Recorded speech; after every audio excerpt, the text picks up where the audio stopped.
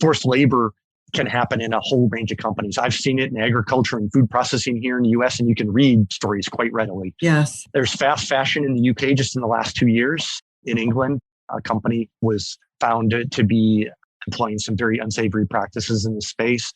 Even IT, people in and coming from India are often subject to bonds, withholding of documentation. So it's happening in a lot of different sectors in a lot of different places. And so you kind of do have to look into that for your own sector. If you found it and are struggling to resolve it, don't beat yourself up. You have undertaken an effort that will have that real impact that you mentioned, Gwen, there. And it's not easy. My gosh, I've been involved in dozens of these situations, and you have to stick with it. Folks that you may or may not ever see in the supply chain are really counting on you to stick with it and do what you can to get them as whole as possible. Human trafficking doesn't always take the form we first imagine. It can be found at almost any level of an organization's supply chain. What can compliance professionals do to assess human trafficking risk, and how can they leverage the resources of the organizations they work for to help root out this tragic problem? Gwen Hassan is here to help. This is Hidden Traffic. Hello, and welcome to another episode of Hidden Traffic. This is Gwen Hassan, and I am very excited today to have Mr. Mike McDonnell with me. He is an ESG or CSR, however you want to refer to it, consultant with the Responsible Labor Initiative. Welcome, Mike. Yeah. Hello, Gwen. It's good to be with you and your listeners. Thanks so much for joining us. So first of all, I'm going to be really transparent with you and let you know I had no idea and had never heard of the Responsible Labor Initiative before now. So could you tell us a little bit about yourself and how you got involved in the area of human trafficking, and then maybe a little bit about what the Responsible Labor Initiative is? Sure. I'll try and take those one at a time.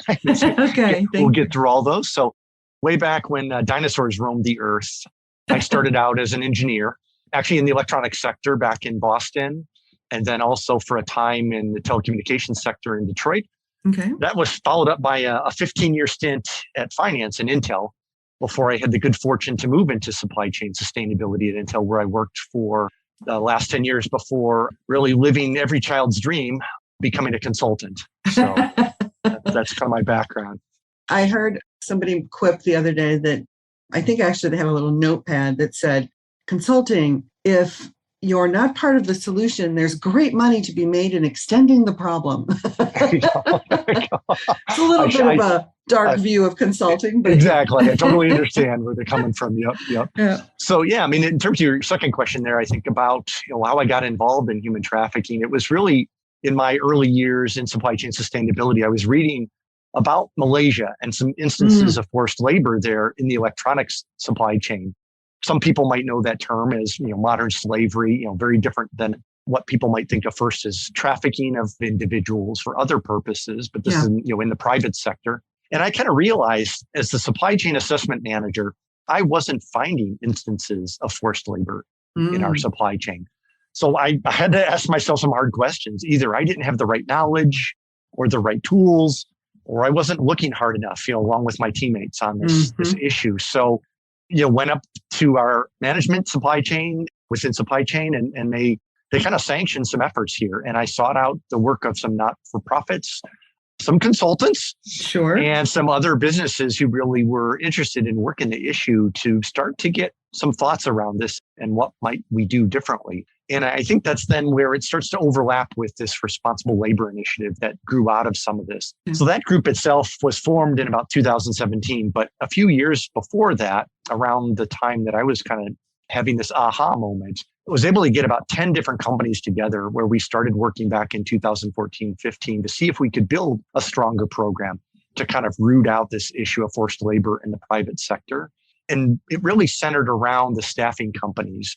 These are sometimes called labor brokers or recruiters, and they're the ones who are finding and bringing job seekers, typically from one country to another. And the prevalent model for these folks and the job seekers is that the job seeker pays the recruiter a fee. They pay all the costs to get themselves from their home country, to the destination factory, usually in another country. And it's almost like a reverse finder's fee then. they're paying to be found. Is that an accurate way of thinking of it? I like that. I haven't thought of it that way, but that is exactly it. They pay to get the job, and it instantly puts them into a state of debt. And a state of being under power, for sure. Excellent point, because then they are often also expected to sacrifice their passport on top of that and maybe some other valuables as a collateral to pay back this debt. It would be easy to just abscond or to run away, but these agents and the facilities that they're working at put this level of pressure over top of them. And it becomes, like you said, a sense of control. Yep. And while many of us might be able to say, oh, you can escape from that, recognizing these people are in a much different economic situation than you and I are, Gwen, right? They're looking for an opportunity. They're willing to work hard and go out and do this, but they've fallen into this trap that really, to them, looked like the only option was to pay to be found, as you said, right? I think that's a good way to look at it. And so the companies, these agents have put them into debt. The companies employing these people, unfortunately, I have to say, are receiving free hiring services. Who does that? And those companies become complicit in this arrangement if they don't recognize that they need to kind of pause and think about what they've done. And so our efforts there were to see if we couldn't develop a program that would help mature recruiters who wanted to become ethical in their practices and bring them along with companies who wanted to become ethical as well, too, because those companies have to start paying these recruiters for the services so that they can stop asking the workers to pay to be found. So we had some success there, especially in influencing the greater electronics industry code of conduct to prohibit fee charging. And then eventually the head of that organization, Responsible Business Alliance, suggested that they really formalize this effort that this group of 10 companies that I was part of was doing. And that really superpowered it and fired it up and got it going. And now that's got members, not just of electronics, but also apparel, automotive, food and beverage, retail, and other industries are part of this responsible labor initiative. And that responsible labor initiative still today is focused on working with ethical recruiters, or has there been a shift in the mission over time? Or is it still very much focused on the recruiting side? It still is. It's broader than that, but that is a core element of it because that's where this debt occurs. The moment that you are then paying someone to find you, to hire you. And then in some countries, it's really sad. There are ongoing fees that these workers will pay in perpetuity, effectively. In Taiwan, there's a service fee that workers will pay forever to these agents. And then there's very little to nothing that they get for this. But they look at it as a tax and they say, well, my other option is to go back home and not pay this. And that would be like you or I just randomly paying somebody who maybe helped connect us to a job long ago forever in our entirety of our careers. I'm getting images, Mike, of movies I have seen of kind of the stereotypical gangster characters, right? Where they come into the mom and pop shop and ask for a monthly fee for protection. That may not actually involve any actual services, but they pay it every month because they don't want to mess with, the mob. So it sounds similar here, right? If it's an ongoing fee, you're paying it essentially so that you can keep your head down and out of the line of fire. There's actually two ways that can happen. One is totally above board, if you will. Most countries actually fee charging, this practice that we're trying to eliminate, is not illegal. So there's not a measure of compliance issue here. Although there are limits in countries to some of these fees. And so in certain countries where this does go on, the agents will charge the limit. At times, sometimes when we're able to root that out and get that fixed, the rougher agents that you could picture in a movie, as you say, will go back around and still try and extract that from the workers, not via their paychecks any longer because we've shut that down or the companies have shut that down, but they'll get it via cash when they leave the premises, or they will threaten these workers because they know their families through the agents back home. And a lot of this is hollow threats. But again, putting yourself in the position of these workers who don't have maybe the full knowledge of the picture and the power, and they look at it as a small tax, then they will pay it. And unfortunately, this ultimately, some people really understand the biggest picture of this. It just stifles development of these people and their home countries where this money is going back to, because really more should go back to the remittances should be greater, but only a portion goes back because it's taken off by different players and different actors in this whole model, unfortunately. It's skimmed off for corruption, really, is the bottom line. It is. There's really no other way to point that out. Some countries, we found that the agents are more willing to kind of untangle this and go into an ethical mode where they're like, yep, it just grew organically this way, that we weren't paid for our services, and so we had to get the workers to pay. If I can really find a facility who will pay me to go recruit people and find them, I'm happy to go do that and enter into a contractual agreement that says I'm being paid a reasonable fee, market rate, to go execute on these services and find good workers for these factories and bring them and help them out and give them opportunities and give the factory the labor that they're looking for. So it can be a model that works. You have to kind of break that cycle. Other recruiters, unfortunately, struggle with that because there are excessive fees that they've charged, and you're not going to get a facility to pay what should be a should cost or a market rate, with some kind of margin. They were extracting exorbitant fees from these workers, and when that starts to go away, that's really a tough situation, quite honestly. First of all, I have to admit, I naively had not drawn the connection between kind of the dollar flow here, which is that these companies were getting, as you pointed out, free recruiting services because they never had to pay the recruiter. I wonder if the model, because you're messing with someone's income when you go in there and say, hey, we don't want you to do it this way anymore. We want you to do it this way, and we'll pay you to adopt more ethical practices if they're still also extracting the pound of flesh from the people at the same time. How do you prevent that? Are there audit programs in place, or there are the controls? And I will readily admit, and anybody in this business should readily admit that they exist, but they're still not perfect, right? We're still working to improve them. Some of the latest work that's been done is to build in more real-time feedback loops. So typically you want to have a grievance mechanism, a feedback mechanism. The industry then pushed to make sure that was anonymous, so people weren't sought out afterwards. Okay, who said this about retribution? Retaliation, exactly. Now it's grown into, hey, how do we use people's phones, put in apps in place where people can take surveys more periodically over time and say, hey, okay, we thought we fixed this issue. Did you get repaid? We can send out a quick survey about that. It's another year later. Has anybody asked you to pay anything? Has anybody gone to your family and asked them to pay anything? And monitor that. And that is still a process that's being put in place and work. But I feel like that is one of the positives that will kind of come out of using technology in the technology industry, is to kind of have this ability for workers to provide that. And therefore companies to kind of, in a sense, be able to monitor more real time. So let's jump off from there, because I love this idea of, you said technology for technology companies, the use of these kinds of tools. What other sorts of standards or tools is the initiative trying to roll out or use? To what extent are other companies jumping on board? Is there broad support for this, or is it kind of an uphill battle, or both, depending on the day? Yeah, there is definitely broad support. Many companies, if any of your listeners go back and look at their codes of conduct, they probably have a statement in there, or their supply chain code of conduct or vendor code of conduct, that says you prohibit forced labor, you prohibit child labor, things like that. What we learned, though, is that's not enough to say that. You have to kind of go deeper than that. And we really learned, and myself learned in my previous role, was that you have to break that down. And it's like any big problem, it has to be broken down into its elements. And so what we did was to break that up into the fees, into the passport holding, into something called contract substitution, where you're promised one thing back in your home country. The job's going to be like this plan, and it's going to be great. And you're going to get, you only have to work 5 hours a day, and you sit in a nice cushy chair. And then you get there and it's much different. It's very labor intensive. It's long hours. Maybe it's hot, what have you.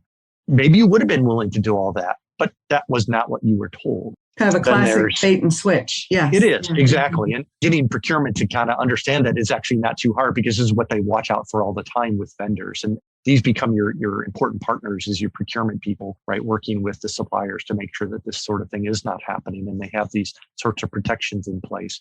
So breaking the problem apart that way. Another is bringing in your human resources teams. Typically, a lot of companies have controls within finance and ethics, in environmental and health and safety. Typically, human resources doesn't always have a strong controls or auditing element to it. And introducing this to companies, that those people within their organizations that are in charge of staffing and ongoing relations and human resource management has to kind of be pulled into this concept of ESG and CSR. They are part of the solution to watch at this, because some of them will, and I think honestly admit that they never realized that this is not a good model to get this free recruiting, that they have to untangle this and do that. Once you kind of recognize all these elements, You have to then go back and rethink your tools to survey and assess suppliers, where they're located, what their business practice is, how is their hiring done? Are there human resources people involved? Do they have agents involved, or do they do that? Do they monitor or not? So those become your risk factors now that you can look at versus saying, do you promise to forbid forced labor? Of course we do. Yeah. Right? No one's going to say otherwise, right? So that's not sufficient. And then you have to follow that up with your verification or audit tools, which have been redesigned, and where your risk is really high, the RLI has developed a more specific audit protocol that is focused on this risk of forced labor, and it delves deeper into each of those elements that we just talked about. So from the standpoint, let's say that you're one of my listeners who's starting from greenfields, from scratch, and they're listening to this podcast and are already sweating, thinking, oh no, I think we might have this in my organization. Do they start with that kind of a risk assessment that you mentioned? Or what do you suggest as the best first steps that somebody can take to look for this in their supply chain? I think you have to do that. You have to ask yourself, might I have this in either my facilities or my suppliers' facilities, or under that? And you can do some high level reading and understanding of where this is more prevalent, although I will say it's a worldwide issue. To be quite fair, it's not just what people will always call a developing world kind of issue. But then very quickly, with a little bit of that sense and evidence, you do have to get support. I think we were really successful, and I was successful in the work because we got senior level support to say, let's commit to focus on this issue. There are many, many issues. If you break open your code of conduct, it's probably got 20 or 30 items in it, and you can focus on all 20 or 30 of them in your supply chain. But this is a big issue today. And if you can have that discussion with your senior management and get the support to say, we are going to make this one of our focus areas for the next couple of years, that will help you become effective, because you're going to have to change policies. You're going to have to change some of your assessment and auditing practices.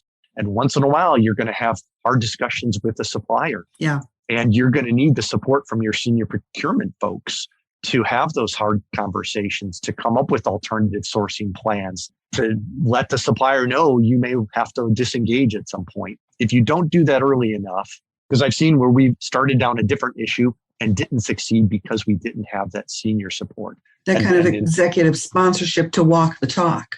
It really is. And maybe I'll just be very honest, as an engineer, I just want to solve problems and just go do stuff. But I realized that as I matured in my roles and career, you have to bring everyone together and along. And you know what? Everyone then feels that they can contribute as well. So, they're giving that support, they're giving contribution, they're giving you ideas to go really tackle this. And I think that's what made our work very successful over really the 6 or 7 years that I was working this. To your point, getting that executive sponsorship should theoretically at least be getting easier and easier, because as we're moving into a place where, you've got the EU has just passed the third-party due diligence directive that will require this kind of mapping of your entire supply chain. ESG initiatives overall, increasingly, not only shareholders, but all other constituencies, employees, local community members, suppliers are demanding this kind of transparency. So there's more and more of a business case to make this a priority, because if you don't, you're going to start lagging behind all of your competitors who are being more proactive and more transparent. So, this is the right time to ask for that kind of support and make it a priority. Because, if nothing else, the regulatory requirements are there to support it increasingly, more and more. Well said. Yeah. No, here in the U.S., the trade restrictions that have come on to certain industries, certain products coming from overseas. Those WROs, the withhold release orders, exactly. So when the Tariff Act was strengthened there a couple of years ago, and then the CBP, Customs and Border Patrol, it really took that as the core part of their mission to kind of help in this regard. So you're right. This helps that. The disclosure laws here in the US, the UK, Australia, due diligence laws, as you say, that are still in the works, quite honestly, but this is the way to kind of be able to look ahead and tell your senior management that we're being proactive about this. We will be ready for this. Will we have rooted out all risks? No, this is a long road, but starting that is the best process. You will learn so much diving into this and then refiguring out, okay, maybe I didn't look in the right place, or maybe I looked too broadly. Let me focus a little bit more. And I do recommend people don't try and boil the ocean. There are probably certain regions, sectors, or commodities that you have within your company that are really more prone to this, unfortunately. And starting there is fine. You don't have to say you have a plan to tackle 100% of your supply base, all the layers down. Ideally, that's what regulators and not-for-profits want us to do. And I understand that aspiration, but hearkening back to my engineering and finance training, you have to find the balanced approach and start out practical and meet with some success before you try to broaden that. Well, and taking that kind of next best step is always something you can do, as opposed to knowing that this is a huge problem and you have to tackle it all at once. No, it's a huge problem, but you can start where you know your risk is highest. You can start where you think your impact will be the largest, and kind of running that assessment, that initial risk assessment for your company. Even using things like the Department of State annual report on trafficking in persons. I mean, that identifies high-risk industries, high-risk geographies, and mapping that against your company's industries and geographies is a great place to start, to at least figure out where your impact can be the highest. So you're right. What about, and I know this is something you're personally very kind of focused in on too, what about the other impacts, the moral imperative for doing this kind of work? Where do you see that coming into play here? Folks listening probably know that one of the pillars of the United Nations Guiding Principles on Business and Human Rights is this concept of access to remedy, that workers need to have access to air grievances, which is part of that, but also to be made whole and corrected. And so although it's important, it's not enough to just not do harm. And so providing remedy to workers is important. I'm proud to say that during my time in supply chain sustainability, we were able to get over 23 million US dollars repaid to over 20,000 workers in our supply chain. Wow, that's fantastic. Yeah, the money to each one of those, if you divide that out, you and I may look at that, Gwen, and say, well, geez, that may or may not be a lot of money to you and I sitting where we live. But to these folks and the countries they come from, it's many months of income and then many more months of income back in their home country. So that's fantastic. That the idea that you're getting direct, I hate to use the term because it's overly broad, but justice back to some of these individual families that have been victimized by people in overpower positions to them. That's got to feel great. I mean, bravo. It does. I mean, I got to be very involved in a lot of on-site work. So I've got kind of a controls and auditing background too. And so I was out in the field in a lot of these and was fortunate to be able to engage personally with some of these workers. And they were impacted, if you will. But I'll be honest, I was also impacted. It stays with you. And all you really have to do is talk to that first person who was positively impacted by your efforts, by your company's efforts, the team that you work with, their efforts. And that's quite the motivator to keep working on this issue because it's not easy. Going back to some of your earlier points, you are upsetting a very cozy arrangement that has come about over time, organically, inorganically, I don't know, looking back 50, 60 years on this, but you're breaking that up. That's kind of what we were in the business of doing because it was exploitative ultimately. Absolutely. I'm still kind of taken aback by that number. That's huge. Thank you so much for sharing that. $23 million. That's fantastic. All right. Any kind of final thoughts or things you'd like people to take away with them, especially also how they could learn more about the Responsible Labor Initiative and how they could get more involved with this if they want to? Sure. Yeah, I think, as I mentioned, a few things. Forced labor can happen in a whole range of companies. I've seen it in agriculture and food processing here in the US, and you can read stories quite readily. Yes. There's fast fashion in the UK just in the last 2 years. In England, a company was found to be employing some very unsavory practices in the space. Even IT, people in and coming from India are often subject to bonds, withholding of documentation. So it's happening in a lot of different sectors in a lot of different places. And so you kind of do have to look into that for your own sector. If you found it and are struggling to resolve it, don't beat yourself up. You have undertaken an effort that will have that real impact that you mentioned, Gwen, there. And it's not easy. My gosh, I've been involved in dozens of these situations and you have to stick with it. Folks that you may or may not ever see in the supply chain are really counting on you to stick with it and do what you can to get them as whole as possible. And then maybe finally, as you are looking at this, don't feel you're alone. There are industry associations. Thanks for asking, Gwen, about that. The Responsible Business Alliance is kind of the umbrella above the Responsible Labor Initiative, which is at responsiblelabor.org. You can get some information on them. And that organization welcomes people from all industries right now, working on and sharing best practices and commiserating sometimes, honestly, on challenges, really, quite honestly. And that's what I find people in this industry need, a lot of kind of sharing of ideas and also support from each other, because it can be tough.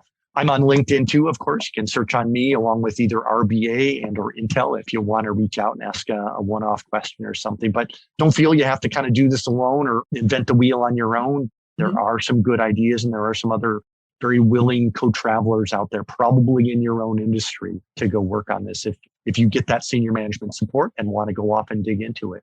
That's great advice. Thank you so much. And thank you for the work that you're doing to kind of create that safe space for people, because I know a lot of my fellow compliance practitioners do feel like they're alone and trying to figure this out on their own. And there's a level of shame that comes along with admitting, hey, we found this. And I think the fact that you and the Responsible Labor Alliance are creating a space where people can commiserate and share best practices and figure out what's worked for other companies and come up with ideas and leverage what's worked for other places in their own business is fantastic. So thank you for doing that. And thank you for joining me today. I really appreciate it. Thanks for the time to share with you and meet with you, Gwen. Take care. You are welcome. Thank you so much.